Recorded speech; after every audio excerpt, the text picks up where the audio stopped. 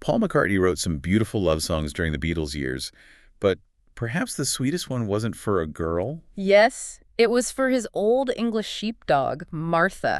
Yes, Martha, my dear. It sounds like a ballad written for a lady, and yet it's for a canine. It really is. And, that one song tells you so much about Paul's mindset in 1968. Absolutely. So let's start there. Martha is probably the most famous Beatles pet, right? Oh, by far.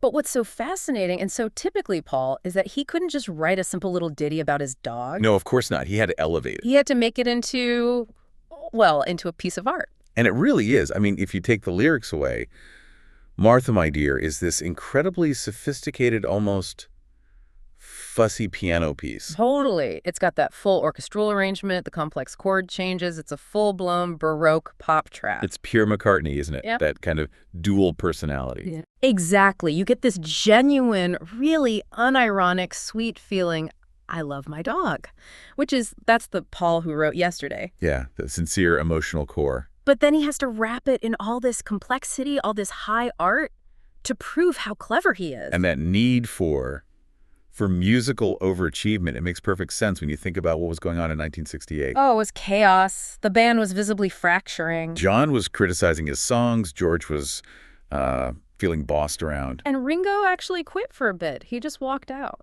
So in the middle of all that, when the human relationships are falling apart, there's Martha. She was his anchor.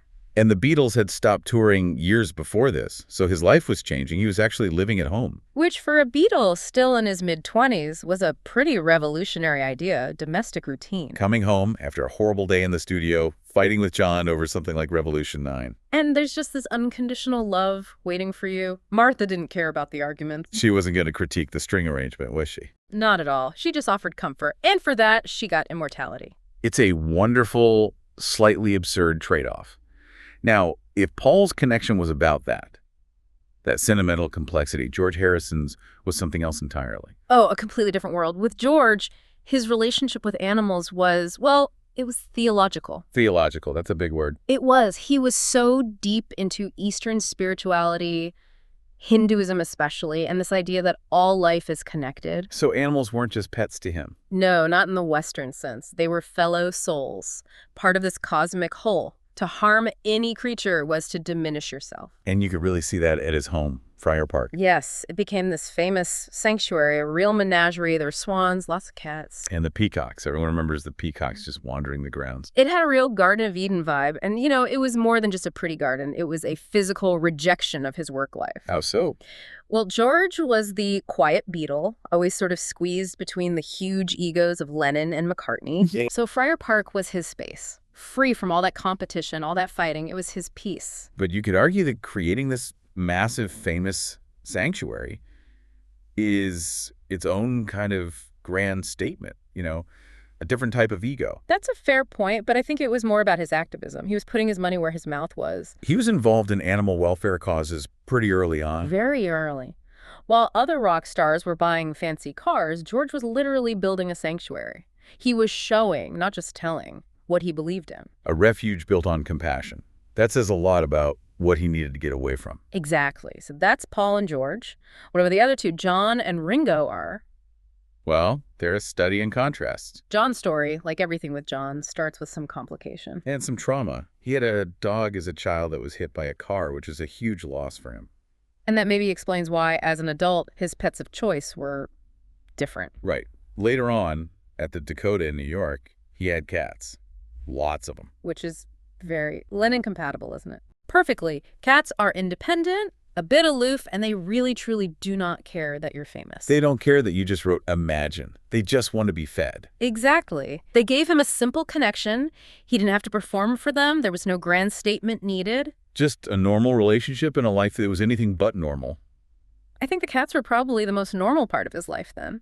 A little corner of simplicity he desperately needed. And then, if John found a little bit of normality, Ringo just embodied it. Peak Ringo. His pet situation is the least documented, which is so perfectly on brand for him. He just wanted to avoid the drama. He had dogs, we know that. But it was just a normal thing. He wasn't writing an orchestral piece for them. Or turning his house into a spiritual zoo. No. While the others were making these grand gestures, Ringo was probably just, walking his dog. He was the well-adjusted one. He just had a pet because people have pets. What a concept. It's amazing, isn't it? But this all brings us back to Paul because there's one more layer to the Martha story that is just fascinating. The competitive layer. This is where the Beach Boys come in. Yes. This connects the simple comfort of his dog to this massive global musical rivalry. We all know Paul was obsessed with the Beach Boys' 1966 album, Pet Sounds. Utterly obsessed. He said many, many times that it was the direct inspiration for Sgt. Pepper's Lonely Hearts Club Band. It was the album that changed everything. But the key is the title, Pet Sounds. Brian Wilson said it wasn't about animals. It was about his pet projects, his personal internal sounds. It was a metaphor. A beautiful metaphor. So let's look at the timeline. 1966, the Beach Boys released the metaphorical Pet Sounds. 1967, the Beatles answer with Sgt. Pepper.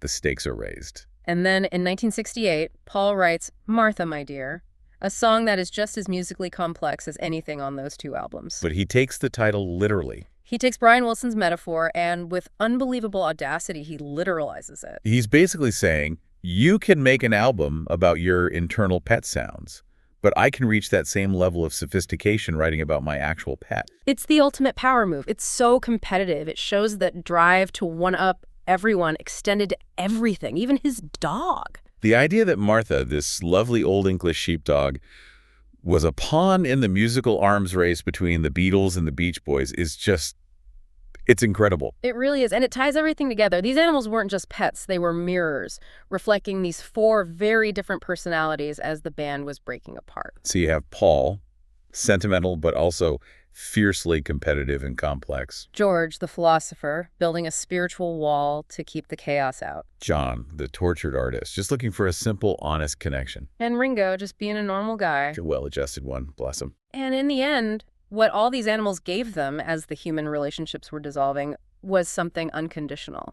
Martha didn't judge Paul for being bossy in the studio. And George's peacocks didn't have an opinion on songwriting credits. They just offered acceptance, an emotional lifeline when their whole world was falling apart. And that legacy of compassion continued. I mean, look at Paul's animal rights work, his vegetarianism. It all goes back to that. George left a physical legacy of compassion at Friar Park. It really seems like they couldn't even have pets normally. It all had to be bigger. It had to have cultural meaning, philosophical weight, and in one case, a full orchestral arrangement designed to win a transatlantic feud. Exactly what you'd expect from the Fab Four, isn't it? All along. Well, thanks for joining us today. Whenever you feel like knowing more about the Beatles, visit us at BeatlesRewind.com. Every day, we do something new there. Song reviews, album reviews, movie reviews, book reviews, documentaries, trivia, all things Beatles. Every day, 8 days a week.